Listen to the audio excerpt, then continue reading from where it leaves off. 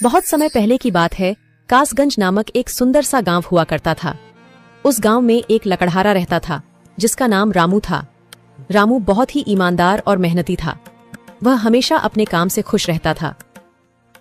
उसके पास ज्यादा पैसे नहीं थे, लेकिन वह अपनी जिंदगी से संतुष्ट था। रामू के परिवार में उसकी पत्नी और उसके 2 बच्चे थे। रामू सेठ लालचंद के यहाँ लकड़ी काटने का काम करता था और लकड़ी काटने के बदले में सेठ लालचंद रामू को पैसे देता था, जिससे रामू और उसके परिवार का जीवन व्यापन होता था। सुमन, मैं काम पर जा रहा हूँ। आज बहुत देर हो गया है, तो तुम बच्चों को स्कूल छोड़ाना। जी, स्कूल तो मैं छोड़ आऊंगी, लेकिन मोनू और चिंकी पिछले 2 दिन से कह रहे हैं कि उनके स्कूल की टीचर स्कूल की फीस मंगा रही है। हाँ, तो जाकर दे आओ ना स्कूल की फीस। अजी कहाँ से दूं? आप जो पगार लाते हैं उसमें मुश्किल से तो घर चल पाता है। अब उतनी सी तनख्वाह में मैं बच्चों की फीस का इंतजाम कैसे करूं? अजी मैं एक बात आपको साफ साफ कह देती हूँ, आप सेठ लालचंद जी से पगार बढ़ाने की बात कहिए। दिन पर दिन खर्च बढ़ता जा रहा है। बाजार में अगर सब्जी लेने निकलो तो सब्जियों के दाम आसमान छू रहे हैं, और बच्चों की पढ़ाई का खर्चा, घर का खर्चा, अब इतनी कम तनख्वाह में कैसे गुजारा होगा? ठीक है, मैं आज ही सेठ जी से थोड़ा पगार बढ़ाने की बात करता हूँ। इतना कहकर रामू काम पर चला जाता है।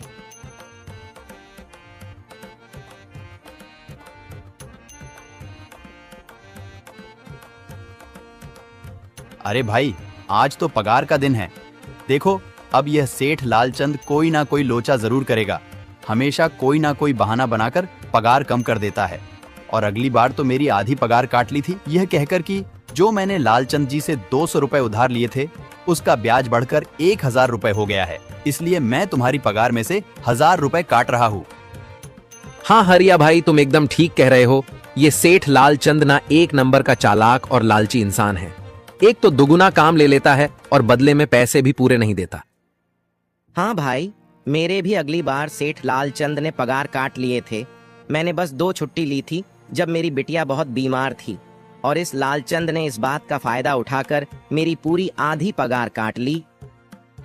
हे भगवान, बस सेठ जी, इस बार मेरी पूरी पगार दे दें। बच्चों के स्कूल की फीस भी भरनी है। ऐसे सभी लकड़हारे अपने काम पर लग जाते हैं। काम करने के बाद सेठ लालचंद के पास जाते हैं। सेठ जी, महीना पूरा हो गया है, हमें हमारी तनख्वाह दे दीजिए।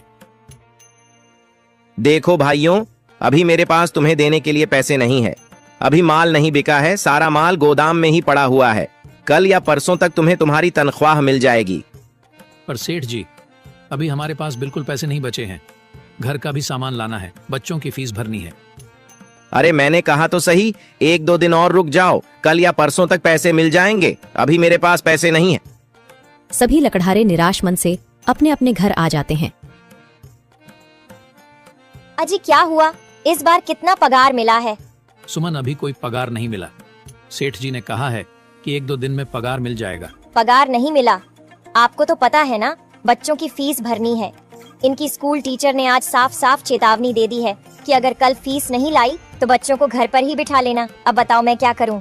मैं क्या करूं सुमन, ये सेठ जी समय पर कभी पैसे देते ही नहीं हैं। अब तो बस हम इंतजार के सिवा और कुछ नहीं कर सकते। 1-2 दिन की बात है, देख लेते हैं। ऐसे ही 2 दिन गुजर जाते हैं। 2 दिन बाद सेठ लालचंद सबको पगार देता है। अरे हरिया, ये ले अपनी इस महीने की पगार। सेठ जी, यह तो बस 2000 है। मैंने तो इस महीने 3000 तक का काम किया है। हाँ, काम तो किया है, लेकिन तूने 1-1 घंटे आराम भी तो किया है। ये पैसे उसी आराम के कांटे हैं। पर सेठ जी, आपने तो कहा था 8 घंटे काम के महीने में 3000 मिलेंगे, और मैंने तो 8 घंटे काम किया और 1 घंटे आराम।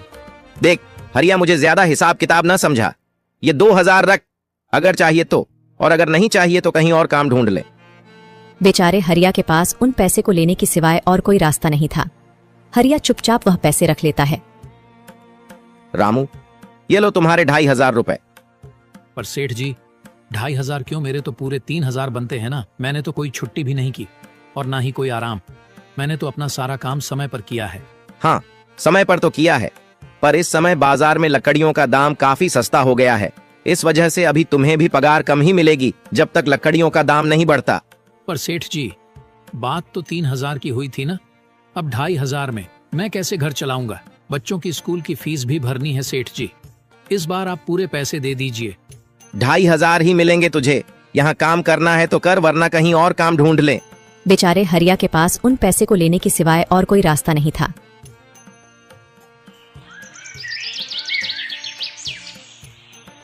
अरे भाई, यह सेठ लालचंद एक नंबर का बेईमान इंसान है।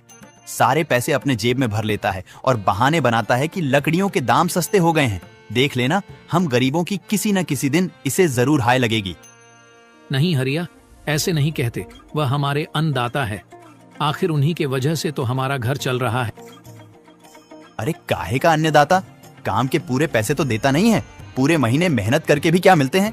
बस ये 2,000 रुपए। इसमें घर खर्च कैसे चलाएं? ऐसे तो हम कभी तरक्की नहीं कर पाएंगे। और हम कर भी क्या सकते हैं हरिया?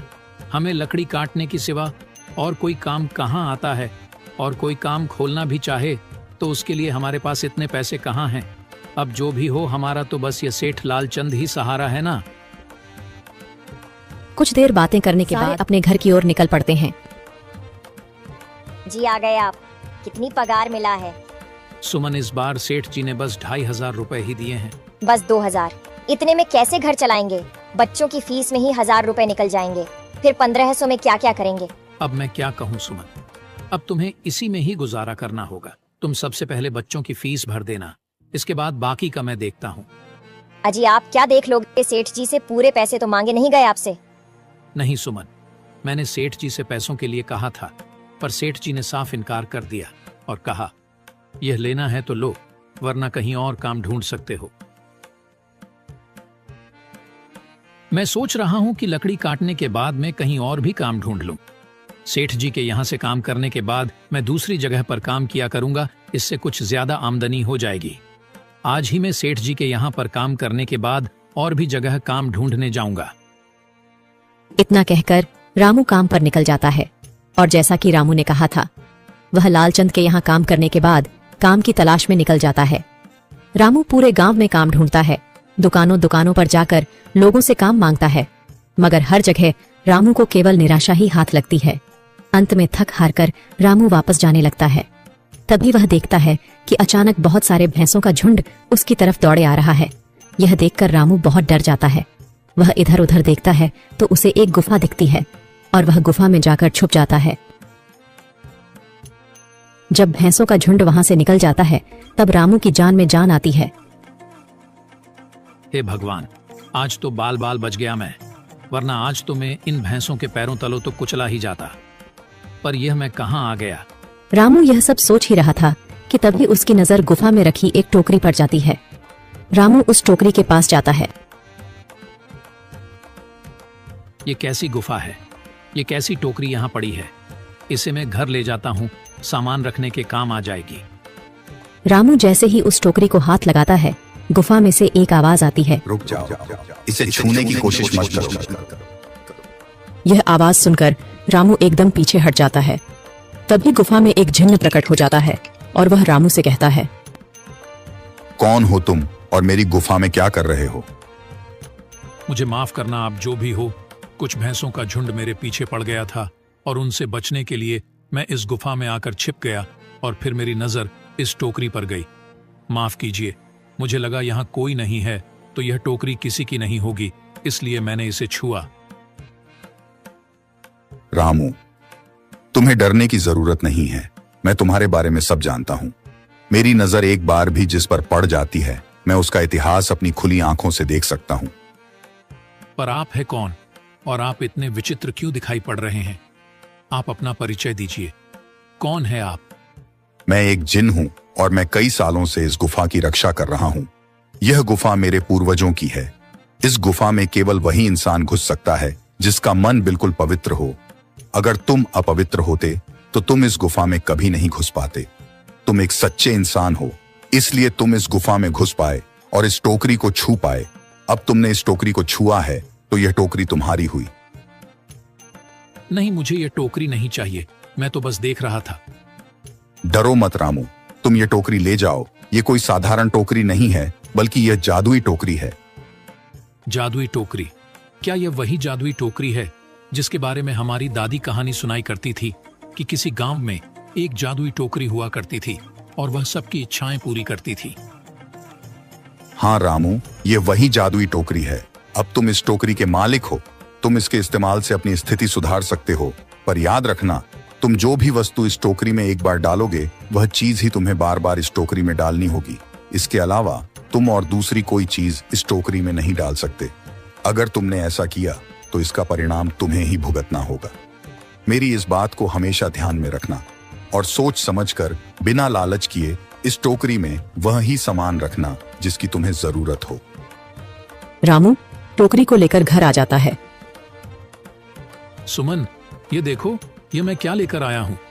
क्या लाए हो आप? बस ये एक टोकरी। सबसे पहले यह बताइए, आप तो काम की तलाश में गए थे ना, तो कोई दूसरा काम मिला कि नहीं? नहीं। अरे सुमन, मेरी पूरी बात तो सुनो।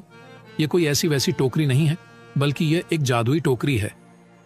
रामू सुमन को वह सारी घटना के बारे में बताता है जो उसके साथ हुई। अच्छा, तो आपका कहने का मतलब है कि इस टोकरी में हमें कोई ऐसी चीज डालनी होगी जिसकी हमें सबसे ज्यादा जरूरत हो। हाँ सुमन, हमें सोच समझकर ही इसमें कोई चीज डालनी होगी। रामू थोड़ी देर सोचता है, फिर उसका ध्यान उन लकड़ियों पर जाता है जो एक बार उसने सुमन को रखने को दी थी। सुमन, तुम्हें याद है, एक बार मैं जंगलों में लकड़ियां काटने गया था तो मुझे एक चंदन की लकड़ी मिली थी और वह मैंने तुम्हें लाकर दे दी थी। हाँ, दी तो थी।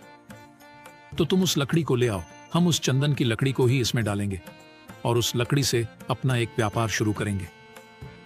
सुमन चंदन की लकड़ी को ले आती है और उसे टोकरी में डाल देती है। वह जैसे ही चंदन की लकड़ी उस टोकरी में डालते हैं, उसमें कई सारी लकड़ियां आ जाती हैं। अरे वह, यह तो चमत्कार ही हो गया। ये देखिए, कितनी सारी चंदन की लकड़ियां हो गई। अगर आप इसको बेचेंगे तो इससे काफी अच्छे पैसे मिलेंगे। हाँ राधा, मैं कल सुबह बाजार जाकर इनको बेच आऊंगा और जो पैसे मिलेंगे उससे हम अपने मोनू और चिंकी के स्कूल की फीस भर देंगे और बाकी बचे पैसों को संभाल कर रख लेंगे। अगले दिन रामू लालचंद सेठ के यहाँ काम पर न जाकर चंदन की लकड़ियों को बेचने के लिए बाजार की ओर निकल पड़ता है। वहाँ पर रामू चंदन की लकड़ियों को बहुत ही कम दामों में बेचा, जिसकी वजह से आम लोगों के साथ साथ बड़े व्यापारियों ने भी रामू से चंदन की लकड़ियां खरीदी। लकड़ियों को बेचकर रामू को काफी अच्छे पैसे मिले। पैसों को लेकर चंदन घर आ जाता है। ये देखो सुमन, उन लकड़ियों को बेचकर मुझे कितने सारे पैसे मिले हैं। ये लो कुछ पैसे, इससे तुम कल मोनू और चिंकी के स्कूल की फीस भर देना। अच्छा, तो मैं काम पर जाता हूँ। अजी, आपके पास तो अब यह जादुई टोकरी है, तो अब आपको उस सेठ लालचंद के यहाँ काम करने की क्या जरूरत है? हाँ सुमन, मैं सेठ लालचंद जी के यहाँ काम पर नहीं जा रहा, बल्कि मैं तो वहाँ पर जो काम कर रहे बाकी के लकड़हारे हैं उन्हें ये खुशी की खबर देने जा रहा हूँ, क्योंकि सेठ लालचंद जी से मेरे साथ साथ वह लकड़हारे भी बहुत परेशान थे।